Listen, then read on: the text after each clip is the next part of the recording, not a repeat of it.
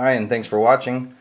Today I'm talking about the Benchmade Model 710. This was designed by Bill McHenry and Jason Williams. And this is the older version of this knife. If you're shopping for this knife today, the one that you're after is probably going to have D2 steel. And this blade here is actually 154 cm. So I've got the older model of this knife, and I've had this knife for a long time. Had it since January of 2005, so just about 7 years, and I've been real happy with its performance. This is one of my EDC knives. This is a knife that I carry quite often. The D2 that's in the newer model, I don't have any experience with this specific model, but I do have the older and now sadly discontinued Benchmade 806 D2, and so I am familiar with Benchmade's D2 steel and how it wears and its performance, but I believe that the balance of this discussion will be accurate even for the newer model. Overall, you got a 3.9 inch blade. We're looking at a 5-inch handle, so just shy of 4 inches on the blade length, and it is a lot of blade. You get a lot of good useful blade.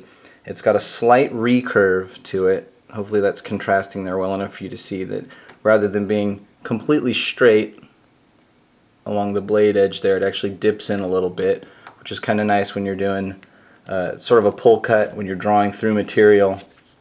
That little recurve dips in and grabs the material that you're cutting through a little bit better than if it was completely straight. And it does have a pocket clip, and it is set for tip up carry.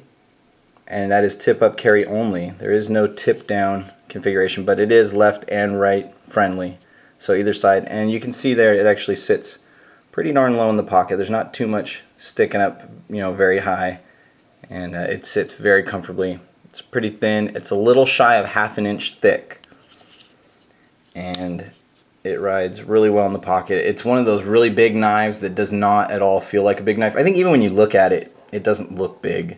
It just looks about average size, and I've seen some people online say they think it's pretty big. Some people have even bought one and decided it wasn't for them because of the size, but to me it's one of those big knives that feels much smaller, and to me that's what makes it so useful. Some other similar not similar knives, but some other knives that are common to compare it to.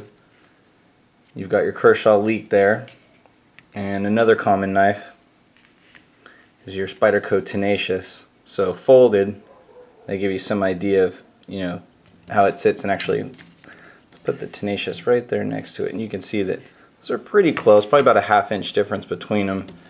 Let's open them out, and really I'm just putting these other knives here as point of reference. If you have one of these more common models but you don't own a 710, hopefully that'll give you some idea of how it is size wise.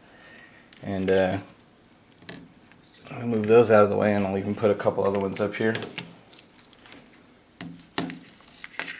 just to give you some idea. There's a Victorinox Tinker, Swiss Army knife Tinker.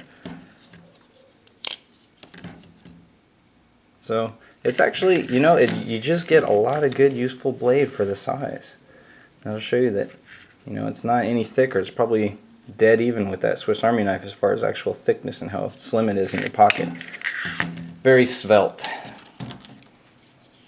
Another knife that I would compare it to today, actually price-wise, performance-wise, would be the Paramilitary 2, which I'll talk about in another video.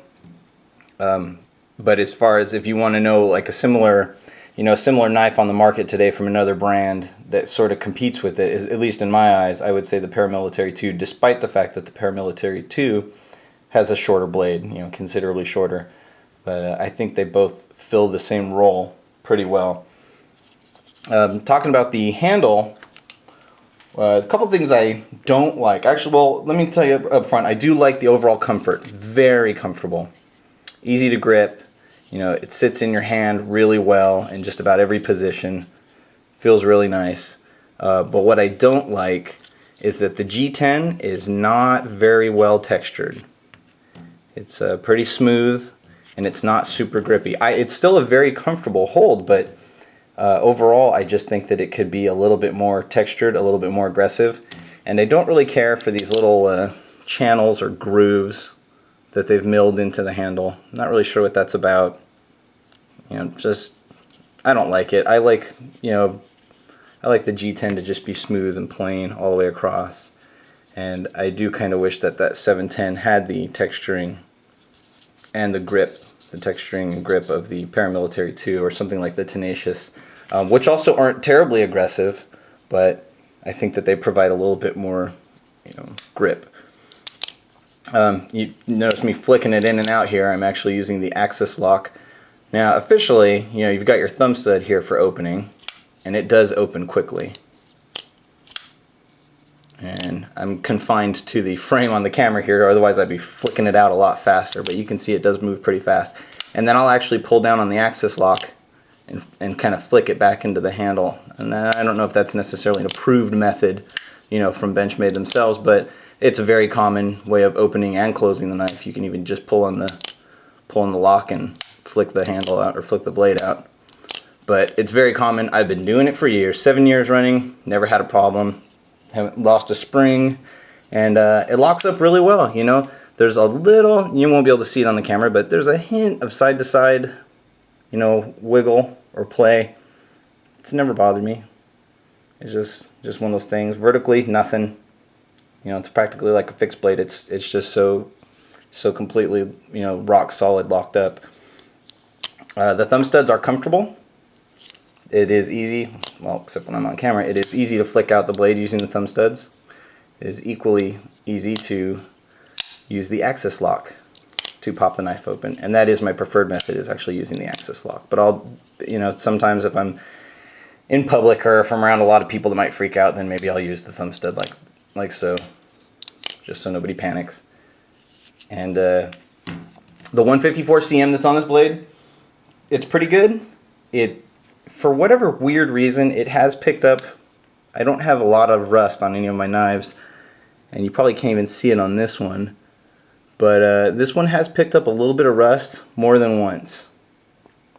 And yeah, it's not really coming out. It's very, very minor. It's really not that big of a deal.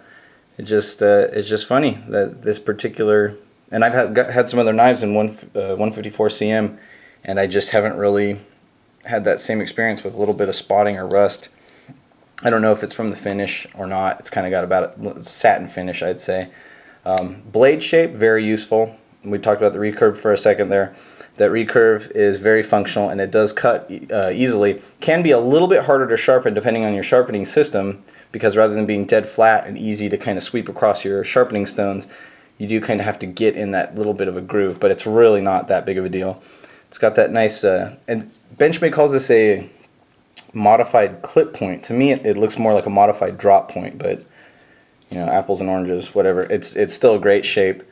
Pierces very well. You can see that they've kind of scalloped or milled out that top swedge there, so it does penetrate very well. And I believe that it's pretty common that this knife is sold, you know, as a tactical knife. I don't carry any of my knives as a tactical knife. I suppose if something really horrible happened, I might use my knife in that way, but I don't train for it. I don't carry for it. My knives are strictly for utility, and I think that this knife is remarkable in that role. As a utility blade, everyday knife, EDC knife, whatever you want to call it, just a really, really great shape, very functional, and there's a lot of value to be had here. I paid about $75 or $80 for this back in 2005 from someone on one of the knife forums online, and I think nowadays they'll run you about $100 or a little bit more, but I still think that it's an excellent value. And it's kind of, the 710 is one of those knives that's become sort of a classic. At some point, most people own one, even if they don't like it and they don't keep it. It's something that goes through everybody's hands because it is such a iconic design, and it is so popular. I think everybody likes to pick one up at some point and give it a try, and I do recommend it. If you haven't tried one before, absolutely. If you've never owned a Benchmade before, the 710 is just about the best place to start. Weight is 4.5 ounces, and I weighed this on, that's according to Benchmade's website, and I weighed this on my scale, and it hits it dead flat, 4.5 ounces. So that is very accurate. And it does have, you can see we've got steel liners, stainless steel liners inside that G10, and they are milled out. They are skeletonized. So that saves on weight, but they're very thick, really robust, and it's a very strong handle. I put a lot of trust and a lot of confidence in this. One of the things I don't like about the handle, besides the smoothness of the G10, as I was talking about before, is I don't really care for this flared portion on the blade. At the base, I actually do kind of like it.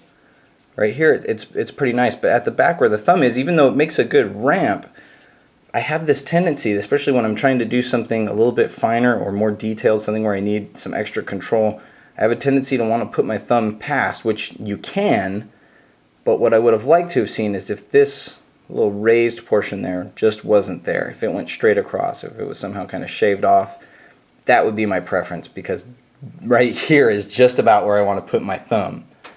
So I still love this knife, and it is very functional, but I just kind of, you know, one of those little things, if I could have my way, if I could have my druthers, I would say, let's get rid of that.